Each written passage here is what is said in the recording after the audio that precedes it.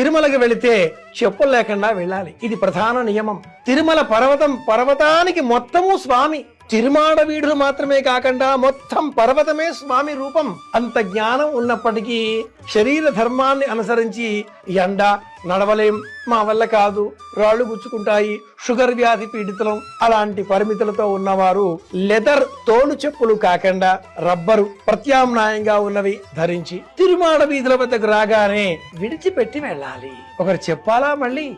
కొండ అంతా కూడా స్వామి కాదు. అలాగే ఆలయ నిర్వాహకులు కూడా కృత్రిమమైన వాతావరణాన్ని కల్పించే నిమిత్తమై అని కాకుండా పరమాత్ముడి వేళలు ఇవి అంటూ నిర్ధారణ చేసి దర్శనాన్ని కల్పించగలిగితే భక్తావళికి గర్భాలయంలో ఉండే పరమాత్ముడు కొంగు బంగారం అవుతాడు.